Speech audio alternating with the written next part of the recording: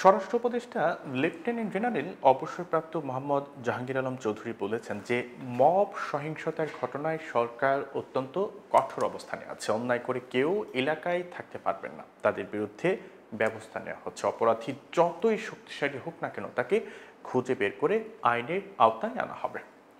রোববার দুপুরে রাজধানীর উত্তরায় ইন্ডাস্ট্রিয়াল পুলিশ হেডকোয়ার্টার্স ও উত্তরা পূর্ব থানা পরিদর্শন শেষে সাংবাদিকদের এসব কথা বলেন স্বরাষ্ট্র উপদেষ্টা। তিনি বলেন যে আগের থেকে মবের সংখ্যা অনেকটা কমে এলেও সম্প্রতি কিছু এলাকায় আবারও এমন ঘটনা ঘটেছে। এই বিষয়ে সরকার অত্যন্ত কঠোর অবস্থানে রয়েছে। রংপুরের একটি ঘটনায় ইতিমধ্যে 7 জনকে গ্রেপ্তার করা হয়েছে।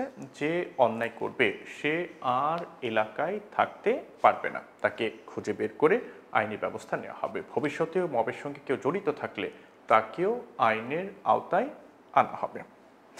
এদিন জাতীয় নির্বাচন প্রসঙ্গে সাংবাদিকদের প্রশ্নের জবাবে স্বরাষ্ট্র উপদেষ্টা বলেন যে নির্বাচনের পরিবেশ তৈরি শুধু আইন শৃঙ্খলা রক্ষাকারী বাহিনীর কাজ নয়, নির্বাচন কমিশন, প্রশাসন, দায়িত্বপ্রাপ্ত কর্মকর্তারা এবং নির্বাচনে অংশগ্রহণকারী রাজনৈতিক দলগুলোকেও এই বিষয়ে প্রস্তুত থাকতে হয়। জাহাঙ্গীর আলম চৌধুরী আরও বলেন যে সরকারের প্রস্তুতির কোনো ঘাটতি নেই।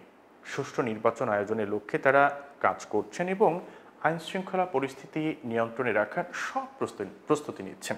স্বরাষ্ট্র উপদেষ্টা বলেন যে সব দলের অংশগ্রহণে সুষ্ঠু ও নিরপেক্ষ নির্বাচন নিশ্চিত করতে সরকার সব ধরনের সহযোগিতা করে যাবে। এদিন শিল্প পুলিশ সম্পর্কে স্বরাষ্ট্র উপদেষ্টা বলেন, পুলিশের এই গুরুত্বপূর্ণ ইউনিটে জনবলের ঘাটতি রয়েছে। এরপরও বিভিন্ন সমস্যা নিরসনে শিল্প পুলিশ কঠোর পরিশ্রম করে যাচ্ছে। দেশে যেহেতু শিল্প ও কলকারখানার সংখ্যা দিন দিন বাড়ছে, তাই এই বাহিনীর জনবল ও সক্ষমতা বাড়ানো প্রয়োজন। সরকার বিষয়টি নিয়ে কাজ করছে।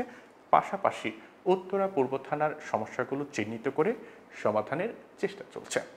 এ সময় শিল্প পুলিশের প্রধান ও অতিরিক্ত আইজিপি গাজী জসিমউদ্দিন সহ পুলিশের বিভিন্ন পর্যায়ের কর্মকর্তারা উপস্থিত ছিলেন।